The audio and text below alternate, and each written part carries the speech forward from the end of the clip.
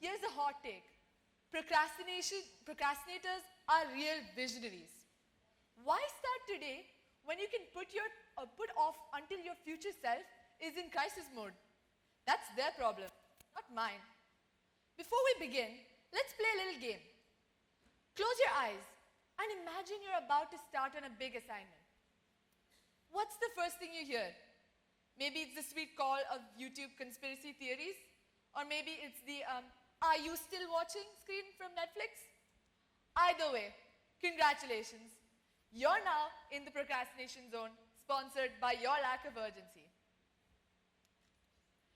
Speaking of tools, I've brought with me the ultimate procrastinators toolkit. We'll be looking into the contents as we go, but for now, let's look more into the topic.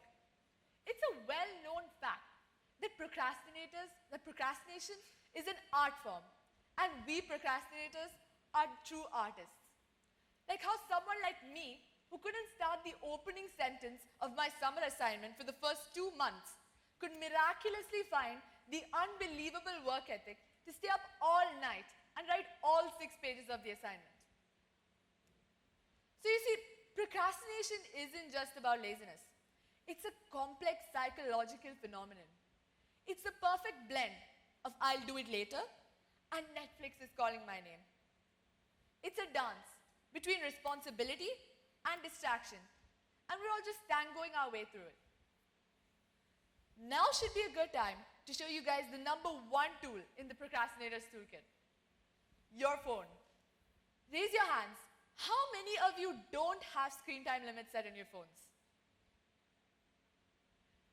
This might be a good time too. Getting back to the point, we procrastinators are experts at coming up with the most creative excuses. We've got the procrastination excuse dictionary with entries like "I'm just waiting for the right mood," "I'll do it later," and let's not forget the 10 more minutes trap. You know when you say that you'll do something in 10 more minutes, and those 10 minutes turn into 10 hours of intense doom scrolling on TikTok and celebrity edits on YouTube.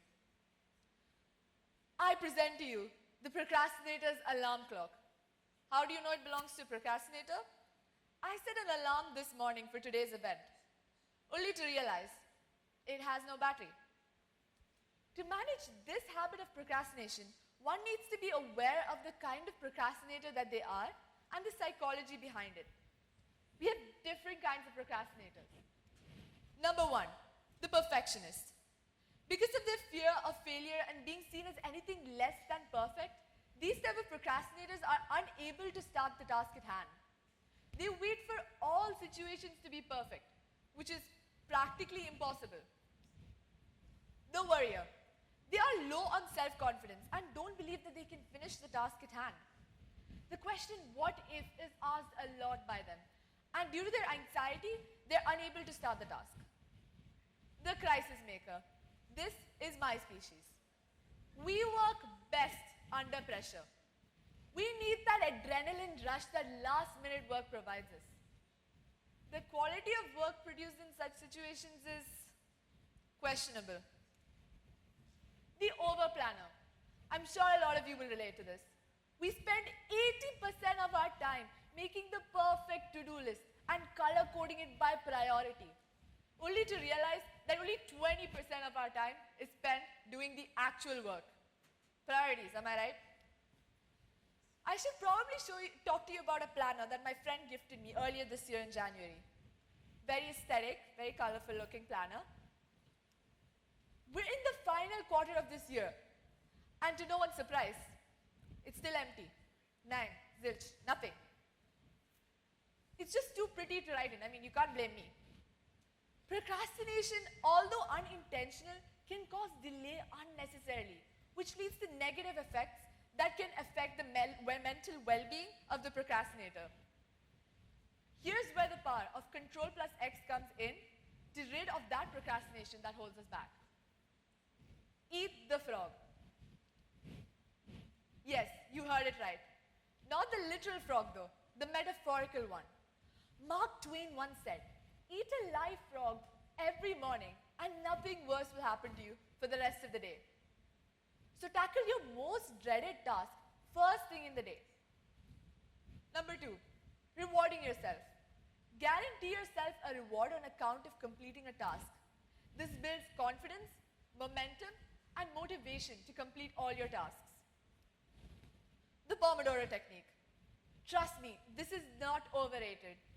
Spend 25 minutes of dedicated focus time on a task and follow that up with 5 minutes of a break. Follow the same pattern. You can adjust the work to break ratio depending on your attention spans. You'd be surprised if I told you that a lot of great individuals in history were procrastinators. Take Dr. Martin Luther King Jr. for instance. The night before the biggest speech of his life, the March on Washington, he was up past 3 a.m. rewriting it. He's sitting there in the audience, writing, rewriting, scribbling, cutting out lines. It's his turn to go on stage.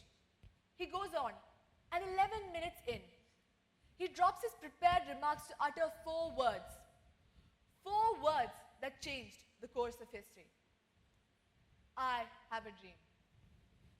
By delaying the task of finalizing his speech until the very last minute, he opened himself to the widest range of ideas possible.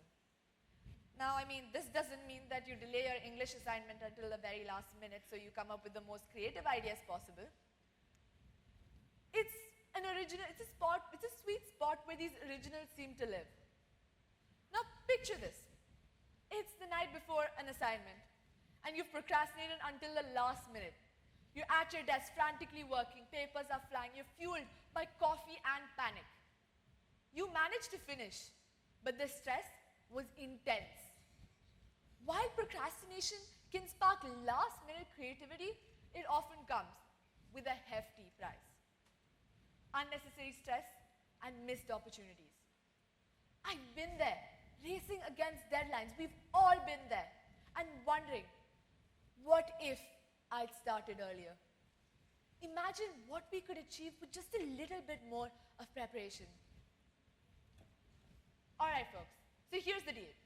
Procrastination is like that old friend that shows up uninvited but somehow ends up making things very interesting. It might lead you to some chaotic last-minute struggles, but it also gives you great stories and occasionally unexpected bursts of brilliance. Fellow procrastinators, remember that procrastination is a battle that we all fight. But with a little self-awareness, we can turn this into a manageable quirk rather than an insurmountable hurdle. Thank you, and may the deadlines be ever in your favor.